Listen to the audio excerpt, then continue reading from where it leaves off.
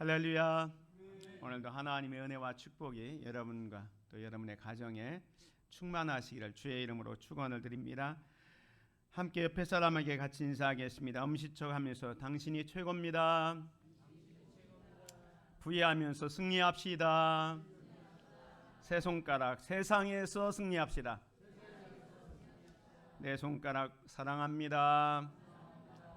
하이파이브 하면서 오늘도 화이팅 합시다. 감사합니다.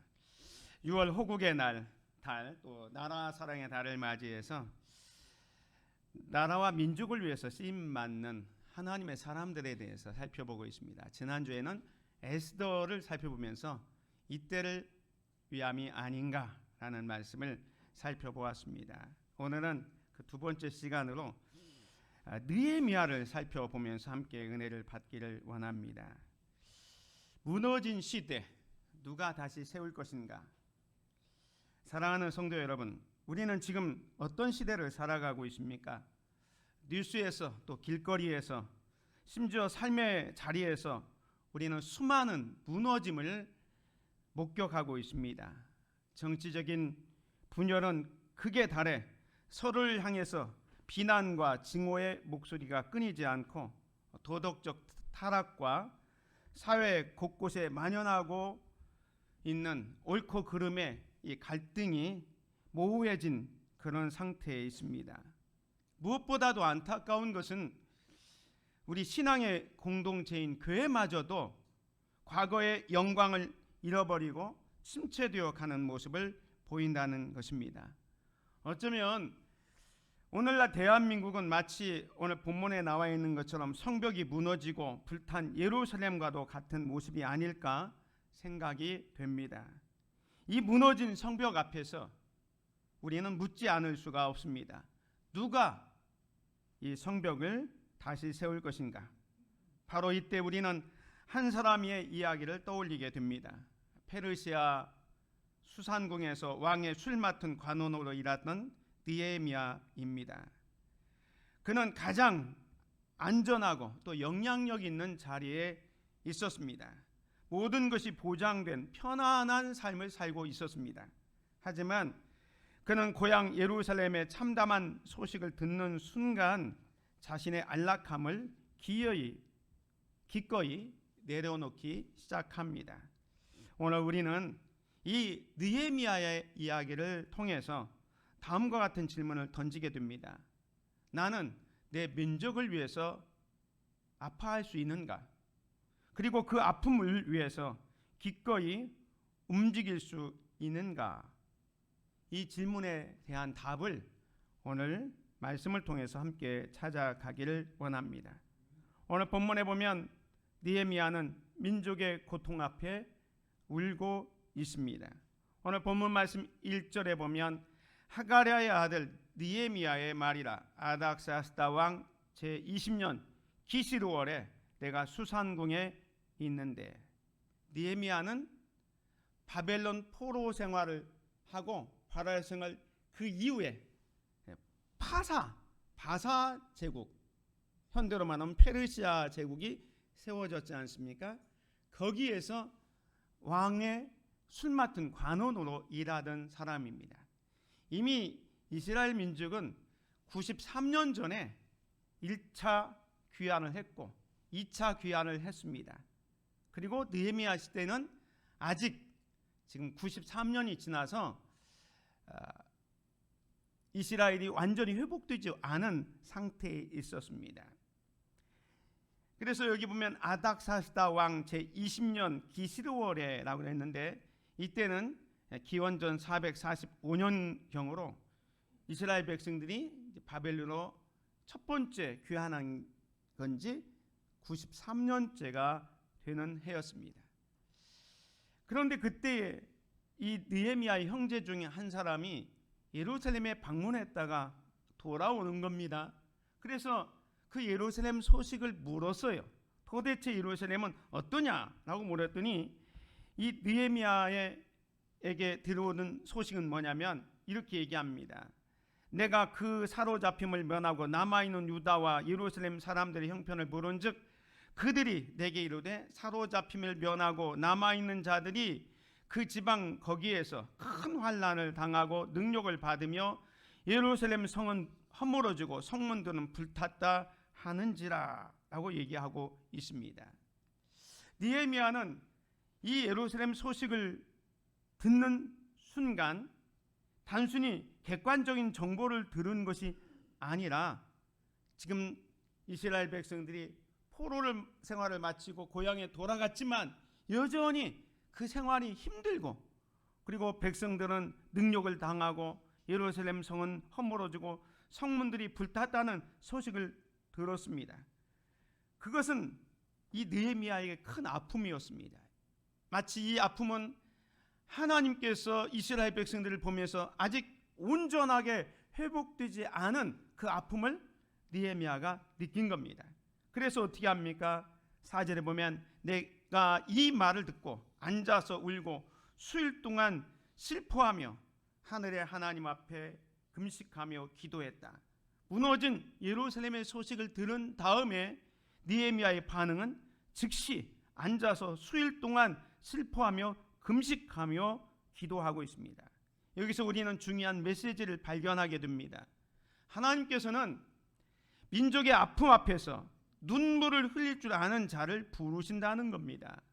느헤미야는 지금 단순히 그 고향 예루살렘이 힘들고 어렵다, 백성들이 능욕당한다, 그 소식을 듣는 것으로 끝난 게 아니라 그 소식을 듣고 아파하고 울고 있다는 것입니다. 사랑하는 성도 여러분, 오늘 저와 여러분들은 이 시대의 현실 앞에 얼마나 민감하게 반응하고 있습니까? 미디어에 쏟아지는 수많은 문제들 앞에서 우리는 무감각해지거나 혹은 비판의 목소리만 높이고 있지는 않습니까? 진정한 우리 크리스찬의 심장은 민족을 향한 중보자적 심장이어야 합니다. 느헤미야처럼 우리 민족의 아픔을 보고 들을 때에 함께 울고 슬퍼할 줄 아는 마음, 이것이 하나님께서 우리에게 기대하시는 첫 걸음입니다. 우리가 눈물을 흘릴 때 하나님의 역사는 비로소 시작될 수 있습니다. 느헤미야가 울면서 뭐합니까? 기도했어요. 그래서 기도에서 길을 찾는 느헤미야의 모습을 보게 됩니다. 다시 4절 5절 보면 내가 이 말을 듣고 앉아서 울고 수일 동안 슬퍼하며 하늘의 하나님 앞에 금식하며 기도하여 그랬습니다. 그런데 기도할 때 그냥 기도하는 게 아니라 하나님의 신실하심과 언약을 붙들고 기도합니다. 5절에 보면 하늘의 하나님 여호와, 크고 두려우신 하나님이여, 주를 사랑하고 주의 계명을 지키는 자에게 언약을 지키시며 긍휼을 베푸시는 주여 간구하나이다. 오늘 느헤미야는 하나님 앞에 기도할 때 어떻게 기도하냐면 하나님을 뭐라고 기도합니까? 하늘에 크고 두려우신 하나님이라. 그 다음에 주를 사랑하고 계명을 지키는 자에게 언약을 지키며 긍휼을 베푸시는 주여라고 기도하고 있습니다. 느헤미야는 문제를 바라보기에 앞서서 하나님이 누구인가를 먼저 바라본 거예요. 하나님은 어떤 분이냐? 하늘의 하나님이시다. 크고 두려우신 하나님이다. 언약을 지키시며 긍휼을 베푸시는 하나님이다 라고 바라보고 있는 것입니다. 사랑하는 성도 여러분, 오늘 우리도 마찬가지입니다. 우리가 기도할 때에 어떻게 기도하느냐? 문제를 먼저 바라보기보다는 그 하나님을 바라봐야 돼요. 크신 하나님, 두려우신 하나님, 은혜와 긍휼을 베푸시는 그 하나님을 바라보면서 기도할 수 있는 저와 여러분이 되시기를 주의 이름으로 축원을 드립니다. 이렇게 하나님의 신실하심과 언약을 붙들고 기도할 뿐만 아니라 느헤미야는 이렇게 된 상황이 자기 민족의 죄 때문에 그렇다는 것을 알았고, 그래서 그 죄가 마치 자신의 죄처럼 여겨서 회개의 기도를 합니다. 6절에 보면 이제 종이 주의 종들인 이스라엘 자손을 위하여 주야로 기도하오며 우리 이스라엘 자손이 주께 범죄한 죄들을 자복하오니 주는 귀를 기울이시며 눈을 여시사 종의 기도를 들으시옵소서. 나와 내 아버지의 집이 범죄하여 주를 향하여 크게 악을 행하여 주께서 주의 종 모세에게 명령하신 계명과 율례와 규례를 지키지 아니하였나이다. 이 느헤미야의 기도는 단순히 도와주시옵소서 간청하는 기도가 아니라 회개의 기도로 이어지고 있습니다. 이 느헤미야는 이스라엘 자손이 주께 범죄한 그 죄들을 자복한다라고 얘기합니다. 다시 말해서 민족 전체의 죄를 하나님 앞에 고백합니다. 그러면서 주목할 점은 나와 내 아버지 집이 범죄하여라고 하면서 자신도 책임을 회피하지 않고 있습니다. 사실 느헤미야는요, 바벨론 포로 생활과는 전혀 상관없어요. 이미 이스라엘 백성들은 아까 말씀드린 것처럼 하나님 말씀에 불순종해서 포로 생활을 70년 하고 이 포로 생활 70년을 마치고 돌아간 지가 93년이 됐어요. 느헤미야는 이미 이스라엘 백성들이 떠나간 뒤에 태어난 사람입니다. 그럼에도 불구하고 이렇게 된 상황을 나와 내 아버지의 범죄함 때문이라고 고백합니다. 그 범죄가 뭐였습니까? 즉 하나님의 말씀에 순종하지 않은 것에 대한 이야기를 합니다. 그래서 7절에 주를 향하여 크게 악을 행하여 주께서 주의 종 모세에게 명령하신 계명과 율례와 규례를 지키지 아니하였나이다. 단순히 회개할 때 그냥 용서해 주십시오라는 기도가 아니라 구체적으로 불순종의 내용을 고백합니다. 그것은 하나님의 말씀에 대한 순종하지 않은 것에 대해서 고백하고 있습니다. 그러면서 이 기도 안에 뭘 담고 있습니까? 11절에 보면 왕 앞에 나아갈 결단까지 하고 있습니다. 11절에 보면 주여 구하오니 귀를 기울이사 종의 기도와 주의 이름을 경외한 길을 기뻐하는 종들의 기도를 들으시고 오늘 종이 형통하여 이 사람들 앞에서 은혜를 입게 하소서 하였나니 그때 내가 왕의 술관원이 되었느니라. 느헤미야의 기도는 마침내 구체적인 결단으로 나아갑니다. 그는 단지 눈물을 흘리고 기도하는 것으로 끝이지 않고 이제 행동으로 옮기기로 작정하는 거예요. 그래서 오늘 종이 형통하여 이 사람들 앞에서 은혜를 입게 하여 주옵소서라고 기도하는 거예요.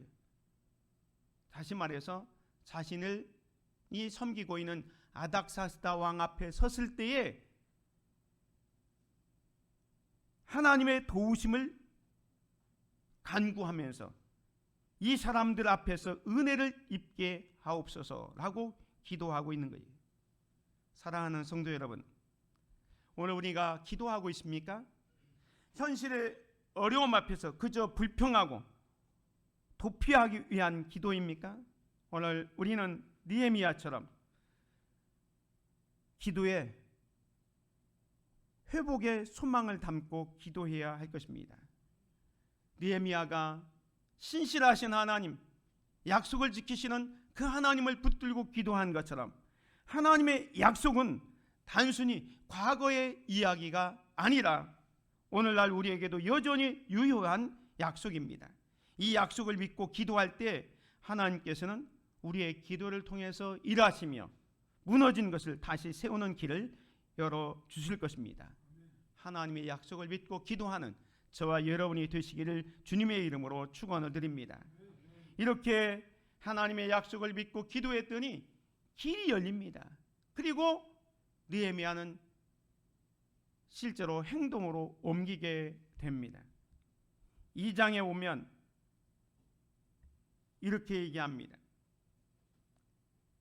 내가 또 왕에게 아뢰되 왕이 만일 좋게 여기시거든 강 저쪽 서쪽 총독들에게 내리시는 조서를 내게 주사 그들이 나를 용납하여 유다에 들어가기까지 통과하게 하시고 또 왕의 살림 감독 아삽에게 조서를 내리사 그가 성전에 속한 영문과 은과 성곽과 내가 들어갈 집을 위하여 들보로 쓸 제목을 내게 주게 하소서 할매 하나님의 선한 손이 나를 도우심으로 왕이 허락하고.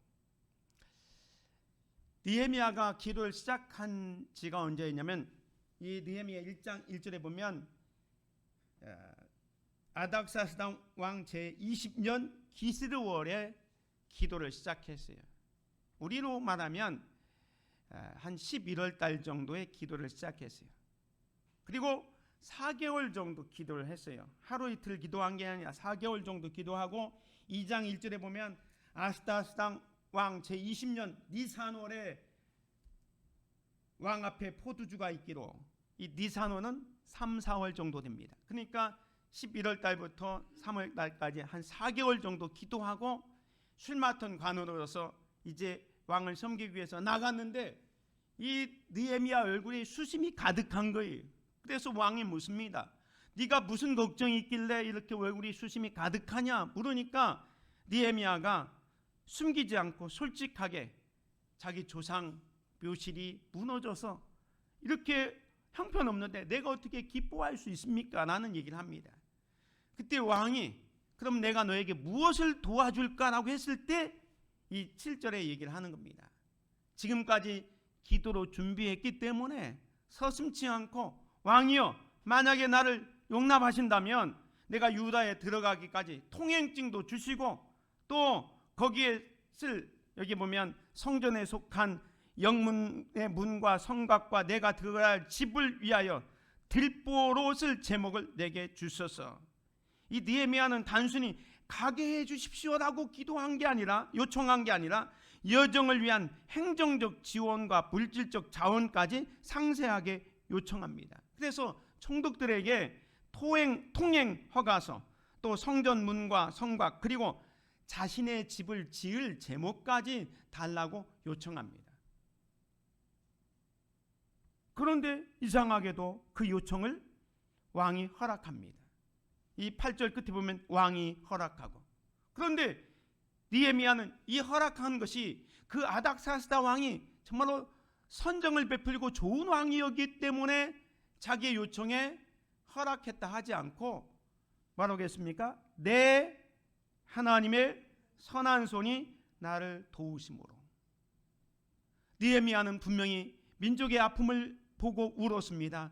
그걸 놓고 간절하게 기도했습니다.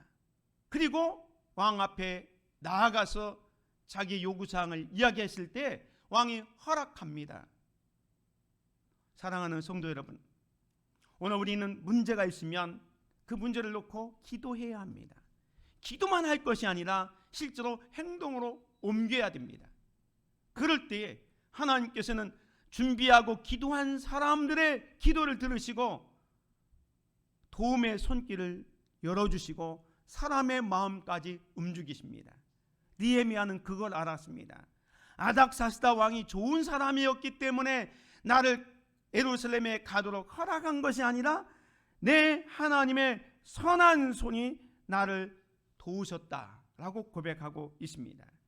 그래서 실제로 느헤미야는 이제 모든 준비를 하고 예루살렘에 돌아옵니다. 돌아와서 3일 동안 예루살렘 주변을 다 이렇게 순찰하게 됩니다. 순찰하고 나서 현장을 살피고 나서 그 당시에 이미 유다에 왔던 지도자들을 다 불러놓고 그들에게 이렇게 얘기합니다. 후에 그들에게 이르기를, 이 후에는 예루살렘에 도착해서 이제 한 3일 동안 성을 다 이렇게 살펴봤어요. 현장을 살펴본 겁니다. 그리고 그들에게 이르기를, 우리가 당한 공경은 너희도 보고 있는 바라. 예루살렘이 황폐하고 성문이 불탔으니 자 예루살렘 성을 건축하여 다시 수치를 당하지 말자 하고, 또 그들에게 하나님의 선한 손이 나를 도우신 일과 왕이 내게 이런 말씀을 전하였더니 그들의 말이 일어나 건축하자 하고 모두 힘을 내어 이 선한 일을 하려 하매, 예루살렘에 도착한 느헤미야는 먼저 현장을 직접 살펴본 후에 어떻게 합니까?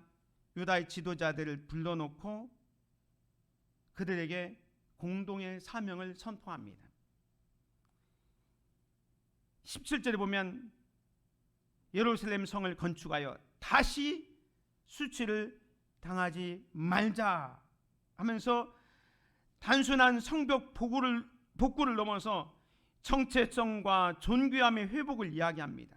또한 이것이 자기 개인의 어떤 비전이 아니라 하나님의 선한 손과 왕의 허락을 받은 일임을 나누면서 하나님께서 함께 하고 있다는 사실을 이 지도자들에게 확신을 시킵니다. 그랬더니 지도자들이 일어나 건축하자 하고 함께 일을 하기 시작하게 됩니다. 일이 순조롭게 진행되는 것 같지만 사실은 그렇지 않았습니다. 이렇게 해서 지도자들과 함께 일이 진행되지만 반대 세력이 있습니다. 이 호론 사람 산발랏이라는 사람과 암몬 사람 도비아 또 아라비아 사람 게셈이 이 말을 듣고, 즉 느헤미야와 이스라엘 백성들이 성벽을 재건한다는 말을 듣고 우리를 없이 여깁니다. 느헤미야의 일행들을 없이 여깁니다. 그리고 우리를 비웃어 이르되 너희가 하는 일이 무엇이냐, 너희가 왕을 배반하고자 하느냐 하기로, 너희가 왕, 이 아닥사스다 왕을 배반하느냐 하고 위협을 합니다. 그러면서 방해 공작을 폈지만 느헤미야는 거기에 흔들리지 않았습니다. 어떻게 얘기합니까? 내가 그들에게 대답하여 이르되 하늘의 하나님이 우리를 형통하게 하시리니 그들의 종들인 우리가 일어나 건축하려니와. 반대 세력이 있지만 하나님이 우리를 도와서 형통하게 할 것이다. 우리는 그들의 종이다. 우리는 하나님의 종이기 때문에 우리가 일어나서 건축하겠다라고 이야기를 합니다. 사랑하는 성도 여러분, 하나님의 일은 기도만이 아니라 행동으로 이어져야 합니다. 하나님께서는 우리에게 기도할 것을 명하시지만 또한 그 기도의 응답을 위해서 우리가 행동하기를 기대하십니다. 우리 교회는 또 그리고 우리는 하나님이 주신 자원과 기회를 믿음으로 붙들고 나아가야 합니다. 우리가 그렇게 할 때 하나님께서는 우리를 통해서 무너진 성벽을 다시 세우게 될 것입니다. 마지막 네 번째로는 함께 세우는 성벽입니다. 오늘 본문에 보면 이제 느헤미야와 유다 지도자들 그리고 온 백성이 함께 합심해서 이렇게 하는데 이 외부의 공격이, 협박이 한두 번이 아닙니다. 아주 조직적으로 반대를 합니다. 그래서 앞에서도 또 반대했던 그 산발랏이 다시 반대합니다. 산발랏이 우리가 성을 건축한다 함을 듣고 크게 분노하여 유다 사람들을 비웃으며 자기 형제들과 사마리아 군대 앞에서 일러 말하되 이 미약한 유다 사람들이 하는 일이 무엇인가? 스스로 견고하게 하려는가? 제사를 드리려 하는가? 하루의 일을 마치려는가? 불탄 돌을 흙무더기에서 다시 일으키려 하는가? 암몬 사람 도비아는 곁에 있다가 이르되 그들이 건축하는 돌 성벽은 여우가 올라가도 곧 무너지리라 하더라. 느헤미야가 와서 이제 성벽을 막 건축하기 시작하는데 반대 세력이 있어요. 외부의 위협과 조롱, 방해가 끊이지 않습니다. 거기에 산발랏, 도비아 그리고 암몬 사람들은 이 성벽은 여우가 올라가도 무너질 것이라고 비웃고 있습니다. 이 외부에 방해만 있었던 게 아닙니다. 내부에도 문제가 있었어요. 내부에는 어떤 문제가 있느냐? 4장 10절에 보면 유다 사람들은 이르기를 흙 무더기가 아직도 많거늘 짐을 나르는 자의 힘이 다 빠졌으니 우리가 성을 건축하지 못하리라 하고, 이제 유다 백성들이 함께 모여서 성을 막 건축하기 시작합니다. 한 반절 정도 올라갔어요. 반절 정도 올라갔는데 아직도 흙무더기가 많이 했다는 것은 아직도 이 성벽이 제대로 쌓아지지 않았다는 걸 말합니다. 그런데 자원은 부족하고 일을 하다 보니까 지쳤어요. 여기서 읽는 것처럼 짐을 나는 자의 힘이 다 빠졌으니 우리가 성을 건축하지 못하리라 라고 얘기합니다. 성벽을 재건하는 한복판에서 유다 백성들이 지금 깊은 낙심에 빠진 거예요. 사실 우리가 하나님의 일을 할 때 가장 큰 위기는 외부의 방해 공작보다는 사실 내부에서 시작될 수 있습니다. 겉으로 아무리 단단해 보여도 안에서 낙심이 번져버리면 공동체는 흔들리게 됩니다. 유대 백성들은 지금 성벽을 재건하면서 우리 너무 지쳤다, 힘들다 하면서 이게 뭐라고 합니까? 우리가 성을 건축하지 못하리라 라고 얘기합니다. 낙심에 빠집니다. 이럴 때 느헤미야가 어떻게 했을까요? 외부의 공격도 있고 내부의 반대 세력도 있을 때에 느헤미야는 그 문제를 직접 해결하기보다는 그 문제를 가지고 하나님 앞에 엎드리기 시작합니다. 그래서 느헤미야 4장 4절에 보면 우리 하나님이여 들으시옵소서. 우리가 없이 여김을 당하나이다. 원하건대 그들이 욕하는 것을 자기들의 머리에 돌리사 노략거리가 되어 이방에 사로잡히게 하시고 주 앞에서 그들의 악을 덮어두지 마시며 그들의 죄를 도말하지 마옵소서. 그들이 건축하는 자 앞에서 주를 노하시게 하였습니다 하면서 이 느헤미야는 외부의 방해 공작 또 내부의 문제가 있었지만 그걸 놓고 하나님 앞에 엎드려 기도하기 시작합니다. 그래서 이 문제를 해결해 나가는 모습을 보게 됩니다. 그래서 이 해결해 나갈 때 이 이스라엘 백성들이 다 합심하고 있는 걸 봅니다. 이 4장 6절은 같이 한번 보겠습니다. 시작. 이에 우리가 성을 건축하여 전부가 연결되고 높이가 절반에 이르렀으니 이는 백성이 마음들여 일을 하였습니다. 성벽 재건이 절반에 이르렀을 때 이 느헤미야가 뭐라고 평가하냐면 백성이 마음 들여 일을 하였습니다 라고 얘기합니다. 개개인의 힘으로는 불가능했던 것처럼 보였지만 이 거대한 역사가 백성들이 마음을 들여 함께라는 이름으로 이루어지고 있는 것을 보게 됩니다. 어려운 상황 속에서도 백성들은 한 마음으로 힘을 모았기 때문에 눈에 보이는 결과가 이어졌어요. 무너졌던 성벽이 다 연결되고 높이가 반절 정도 올라오게 되는 것입니다. 이때도 계속해서 방해 공작이 없었던 게 아니에요. 아까는 말로 비방하고 조롱만 한 게 아니라 이제 실제로는요 전쟁을 일으키려고 합니다. 그때 느헤미야가 어떻게 합니까? 야, 우리가 저 아무리 방해 공작이 있다 하더라도 하나님의 일은 멈출 수가 없다. 그러니 어떻게 하냐? 한 손에는 공구, 한 손에는 무기를 들고 이 일을 하자라고 얘기합니다. 그래서 4장 17절에 보면 성을 건축하는 자와 짐을 나르는 자는 다 각각 한 손으로 일을 하며 한 손에는 병기를 잡았는데 건축하는 자는 각각 허리에 칼을 차고 건축하며 나팔 부는 자는 내 곁에 섰느니라 라고 얘기합니다. 공격이 있지만 외부의 방해도 있지만 공사하는 것은 멈추지 않았어요. 그래서 성벽 공사 이것을 계속합니다.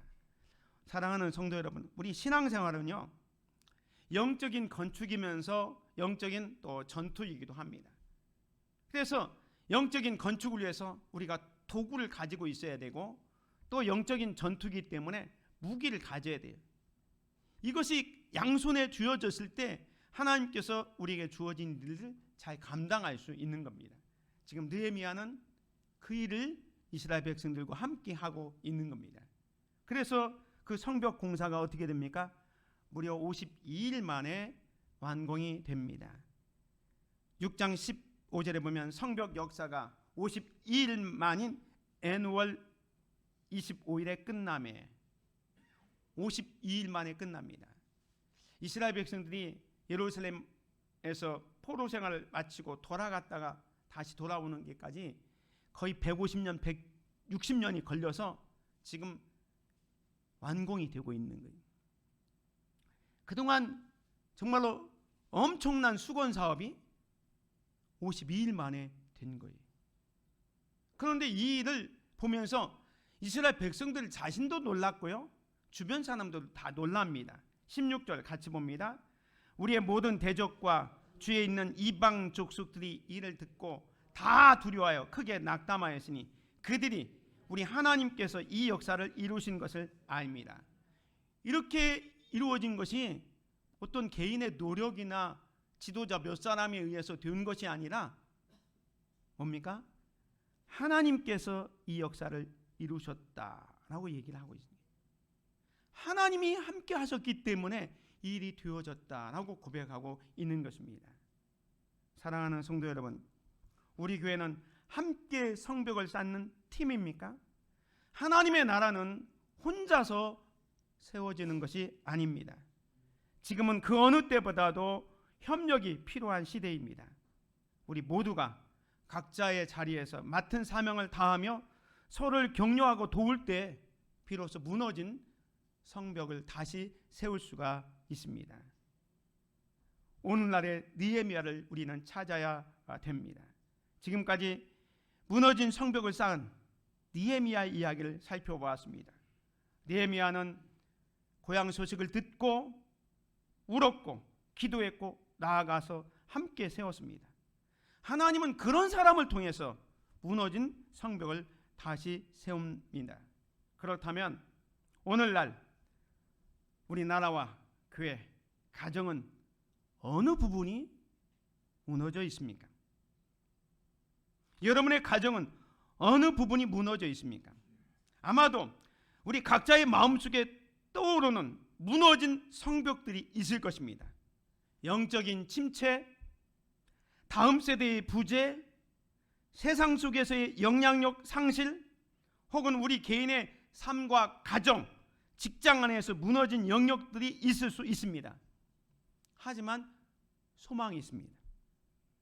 성도 한 사람 한 사람이 느헤미야처럼 반응할 수 있다면 나라와 교회, 가정은 다시 살아날 수 있습니다.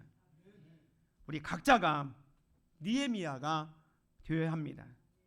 나는 민족과 교회 또 가정의 아픔에 반응하고 있는가? 나는 하나님께 기도하고 있는가? 나는 그 기도의 응답을 믿고 움직이고 있는가? 나는 이 모든 것을 함께 세우는 사람인가? 이 질문 앞에 우리 자신을 비추어 보면서 이제 우리가 행동할 차례입니다. 나라와 교회 문제 앞에서 침묵하거나 냉소하지 말고 말씀에 비추어 반응하십시오. 미디어에 흘러나오는 소식에 무심코 지나치거나 비난만 하지 말고 하나님의 마음으로 민족의 아픔을 품으시기를 바랍니다.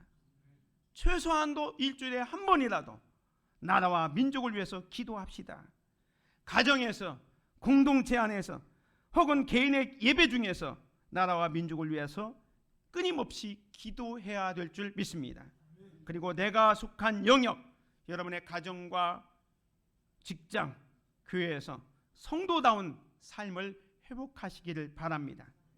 어떤 거창한 일이 아니어도 됩니다. 여러분이 있는 각자 위치에서 작은 것 하나를 실천해서 나라를 다시 세우고 교회를 다시 세워가는 저와 여러분이 되시기를 주님의 이름으로 축원을 드립니다. 은혜로우신 아버지 하나님, 감사와 찬양을 드립니다. 오늘 느헤미야를 통해서 진정한 애국자 하나님의 사람의 모습을 보게 하시니 감사드립니다. 우리도 느헤미야처럼 민족의 아픔을 품고 우는 심령이 되게 하옵소서. 무너진 성벽을 다시 세우는 믿음과 지혜를 우리에게 주옵소서. 교회가 이 시대의 회복을 위한 중보자의 사명을 온전히 감당하게 하옵소서. 다음 세대와 우리 사회에서 우리 그리스도인들이 선한 영향력이 회복되게 하여 주옵소서. 하나님께서 우리를 통해서 이 땅에 무너진 성벽을 다시 세우실 것을 믿습니다. 믿음으로 순종함으로 하나님의 영광을 드러내게 하옵소서. 함께 기도하고 함께 행동하며 함께 세워가는 우리 모두가 되게 하여 주시옵소서. 예수 그리스도의 이름으로 기도드립니다. 아멘.